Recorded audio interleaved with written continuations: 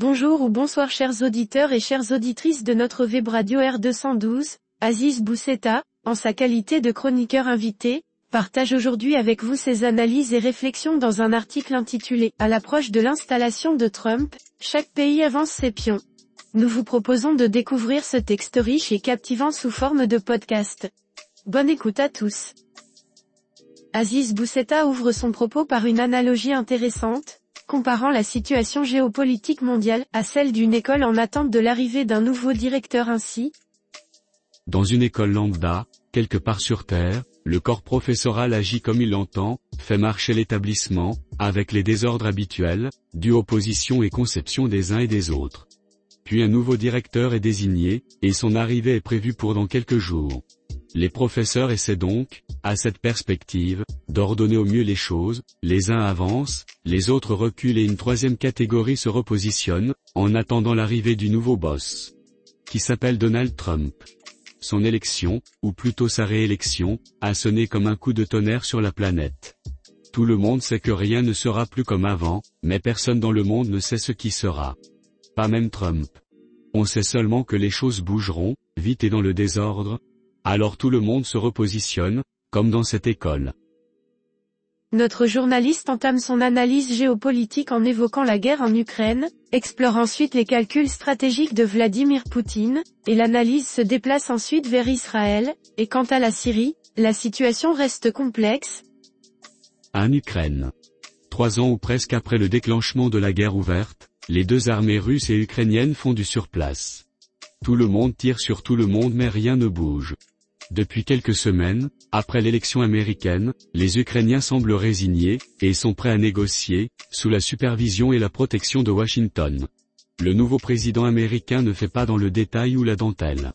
Pour lui, un mauvais arrangement vaut mieux qu'une bonne guerre, et comme c'est lui qui paye et qui arme, c'est donc lui qui aura le dernier mot. Kiev le sait, l'accepte désormais et s'y prépare. De Russie.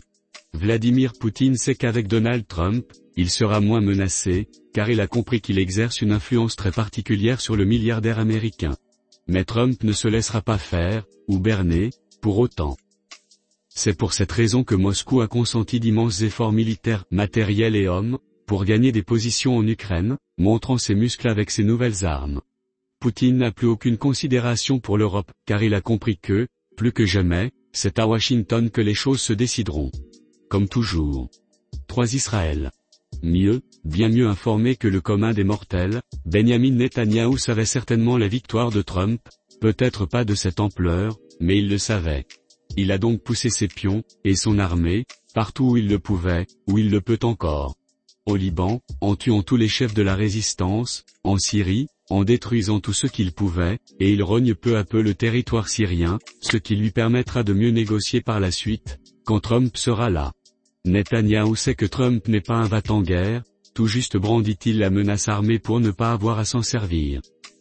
Le premier sinistre israélien, face à un président très bien élu et doté des plus larges pouvoirs qu'un président américain ait eu depuis des décennies, appréhende le 20 janvier 2025, et craint de s'entendre formuler un ultimatum pour faire cesser les massacres. Israël s'est très largement vengé du 7 octobre, versant même dans le crime de masse et le génocide, et Trump, entre un génocidaire devenu fou et les centaines ou même milliers de milliards de pétrodollars de ses amis MBS, MBZ et Tamim, aura vite fait son choix. Car Netanyahou ne fait rien d'autre que retarder le moment où il quittera ses fonctions et où il entrera de plein pied dans le monde judiciaire, et il sait que Trump le sait. 4 Syrie. Les Russes ont accepté d'abandonner l'autre tueur de la région, Bachar al-Assad, mais ils semblent avoir négocié cela avec les Américains et les Turcs, garder leur base de Tartou et Mémin sur le littoral méditerranéen, qui représente un prolongement opérationnel des bases de Crimée. Il est possible que le nouveau pouvoir syrien veuille reconsidérer les choses, mais on peut s'attendre à une rude négociation avec Moscou, surtout que la Russie met dans la balance des négociations la Syrie avec l'Ukraine. Les Turcs, pour leur part, grands vainqueurs pour l'instant de l'éviction d'Al-Assad et toute à leur obsession anti-kurde, ont également avancé sur le territoire syrien, occupant des positions en vue de négociations futures. Bousseta dresse un constat sévère sur l'état de l'Union européenne, poursuit avec un détour par l'Asie, où la Corée du Sud a tenté de s'imposer dans les négociations à venir. L'analyse revient ensuite sur l'Afrique, avec un focus sur le Sahel, et enfin, Le chroniqueur invite à examiner le positionnement stratégique du Maroc en ces termes. 5. L'Union européenne. La coquille européenne n'est plus seulement vide, elle est fissurée. Pologne, Italie, Hongrie et d'autres pays ont déjà fait allégeance à Trump. L'Allemagne est économiquement affaiblie et politiquement effondrée, et la France, dans le chaos politique qui est aujourd'hui le sien, ne pèse plus rien, sauvant les meubles avec sa force nucléaire et son siège permanent à New York. Quant à Ursula von der Leyen, elle a toujours eu un faible pour le plus fort, 6. Corée du Sud. À l'approche de l'arrivée de Trump à la Maison-Blanche, le président Yoon Suk-yeol a tenté le passage en force pour s'attribuer les pleins pouvoirs et se placer au centre des futures négociations entre Washington et Pyongyang. Il a semble-t-il mal calculé son coup. Il est désormais destitué et passible de poursuites pénales. 7. Le Sahel. Les 3 pays putschistes que sont le Mali, le Burkina Faso et le Niger ont accéléré leur sortie de la CEDEAO.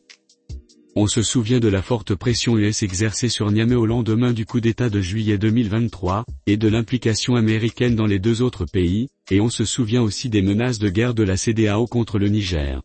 Quitter la communauté avant l'arrivée de Trump permet de bien se placer pour l'arrivée de ce dernier. Les 3 pays sont adossés à la Russie pour l'engagement militaire et à la Chine pour le financement et la coopération économique.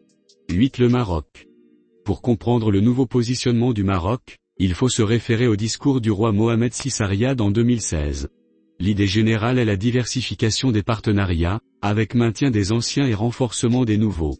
La visite aussi remarquée que courte de Xi Jinping à Casablanca et sa réception par le prince héritier Moulay El Hassan et par le chef du gouvernement Aziza Kanouche est révélatrice de cette autonomie de la décision recherchée par Rabat. Mais comme il semblerait que Trump prenne ombrage de cette alliance entre Pékin et Rabat, il faudra s'attendre à des moments difficiles après le 20 janvier 2025. Le soutien de la France, même très affaibli, ne sera pas un luxe. L'auteur conclut son article sur une note d'incertitude ainsi. Tout cela peut n'être que de simples coïncidences, mais des coïncidences, il y en a beaucoup pour que ce soit de banales coïncidences.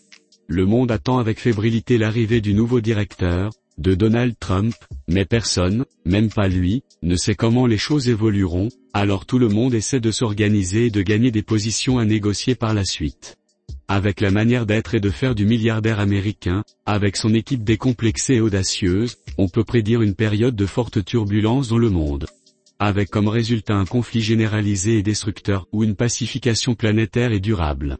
Rédigé par Aziz Bousseta. Chers auditeurs de la web radio R212, merci d'avoir été à l'écoute de ce podcast. Votre présence et votre fidélité sont notre plus belle récompense. Prenez soin de vous, et à très bientôt sur la web radio R212. Avec toute notre gratitude, l'équipe de R212.